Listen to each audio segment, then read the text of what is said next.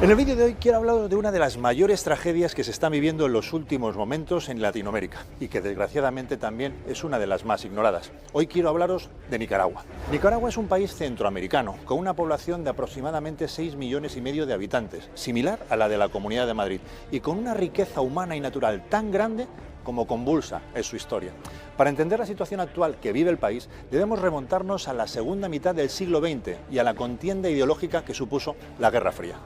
Este conflicto, que enfrentó a Occidente y a la Unión Soviética, se libró a lo largo y ancho del planeta, también en Centroamérica. En 1979, tras 4 décadas de dictadura militar de la familia Somoza en Nicaragua, el Frente Sandinista de Liberación Nacional logró finalmente derrocar al régimen somocista en una cruenta guerra de guerrillas que continuaría luego entre las autoridades sandinistas y la Contra. De esta lucha ideológica surgiría una figura que ha marcado trágicamente el destino de esta nación centroamericana en las últimas décadas, Daniel Ortega, quien ostentaría por primera vez la presidencia en 1985. La victoria de Violeta Chamorro en las elecciones de 1990 supuso un paréntesis en el control sandinista de Nicaragua, pero tras 16 años en la oposición, Daniel Ortega regresó al poder en el año 2006, con la lección bien aprendida. Desde entonces, Ortega y su esposa, y a la vez vicepresidenta del año 2017, Rosario Murillo, han logrado someter todas las instituciones de Nicaragua a su control más absoluto. En el plano internacional, como buen vestigio de la Guerra Fría, Daniel Ortega ha cultivado unos vínculos regionales con los países del eje socialista, como la Cuba castrista, la Venezuela chavista y más allá, con la Rusia de Vladimir Putin o con la China de Xi Jinping. Como ya nos tienen acostumbrados estos dinosaurios del socialismo latinoamericano, la retórica trasnochada del antiimperialismo estadounidense y europeo es un clásico en sus discursos, cada vez que la comunidad internacional pone el foco sobre sus abusos a la democracia o bien a los derechos humanos. La excéntrica pareja que forman los Ortega Murillo ha sabido aprovechar también sus muchos años en el poder para enriquecerse a costa de las arcas estatales, y los hijos del matrimonio disfrutan de un tren de vida muy superior al que puede permitirse la mayoría de la población en Nicaragua, uno de los países más pobres de América Latina. Pero la terrible crisis que hoy azota Nicaragua y que ha sido prioritaria en mi acción política internacional en el Parlamento Europeo tiene su origen directo en las protestas de abril del año 2018. Lo que comenzó inicialmente como un rechazo a la reforma del sistema de pensiones planteada por Ortega, pronto acabó convirtiéndose en un movimiento de protesta que se extendió por todo el país en rechazo al cobarde ataque de una banda de simpatizantes orteguistas a un grupo de pensionistas que se manifestaban en contra de la reforma. Esta crisis, de la que el mes que viene se cumplen ya 3 años, se ha cobrado hasta la fecha cientos de muertos, miles de heridos y decenas de miles de exiliados, aunque las cifras oficiales no reflejan los asesinatos diarios y las coacciones constantes a los que las fuerzas paramilitares del régimen someten a la población nicaragüense. A una situación política y económica ya muy precaria en Nicaragua, vino a sumarse el año pasado la pandemia mundial del coronavirus, a la que el gobierno de Ortega y Murillo reaccionó inicialmente negando su gravedad y empeorando luego la crisis con el arresto de aquellos médicos que se atrevieron a alertar de la gravedad de la pandemia. La respuesta de la comunidad internacional durante estos años ha sido de condena casi unánime, con la excepción obvia de los aliados ideológicos o geopolíticos de Ortega y de Murillo.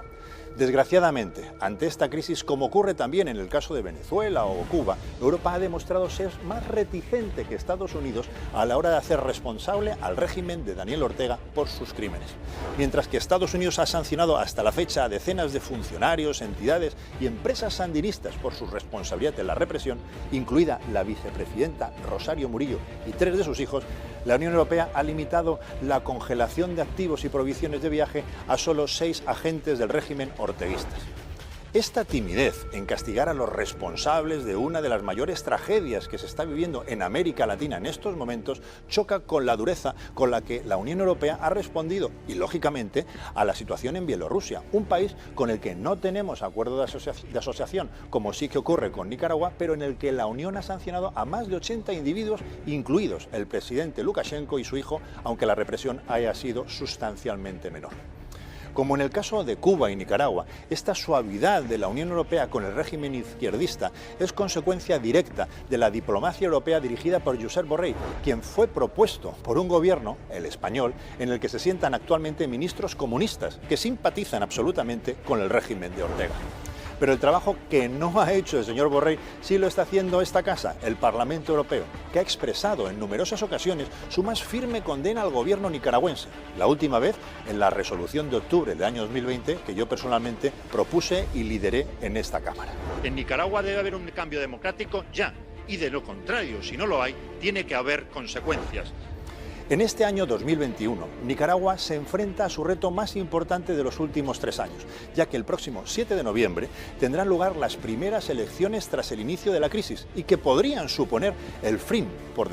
definitivamente, del régimen sandinista por una vía pacífica y democrática. Ortega y Murillo son conscientes de que necesitan mantenerse en el poder si no quieren tener que enfrentarse a la justicia por los años de crímenes y saqueos al que han sometido al pueblo nicaragüense. Por ello, tienen un plan que llevan meses ejecutando y yo personalmente, como digo, denunciando. A finales del año pasado, la mayoría sandinista en la Asamblea Nacional aprobó una batería de leyes dirigidas a restringir la libertad en la prensa y en las redes sociales, a cortar el apoyo internacional a la sociedad civil nicaragüense y también a limitar las opciones de los candidatos opositores a concurrir a esos comicios.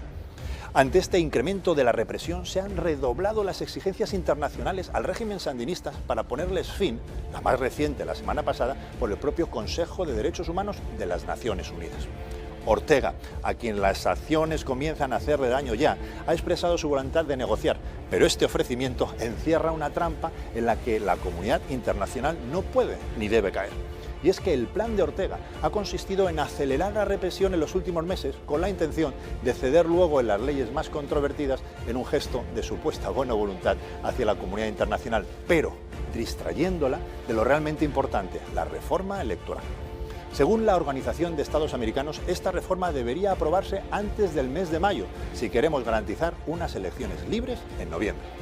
Ortega y Murillo saben muy bien que el pueblo nicaragüense está harto y que los quiere fuera del gobierno. Por eso se lo juegan todo a evitar unos comicios limpios y competitivos en Nicaragua. Europa no puede ser cómplice en esta tragedia electoral del dictador Ortega para mantenerse en el poder. Por ello, mientras esté yo en esta casa, en el Parlamento Europeo, os puedo asegurar que no voy a permitir ninguna cesión ni concesión que no redunde en elecciones libres y una salida pacífica y democrática a la crisis en Nicaragua, en la que sea su pueblo quien decida libre y finalmente su futuro.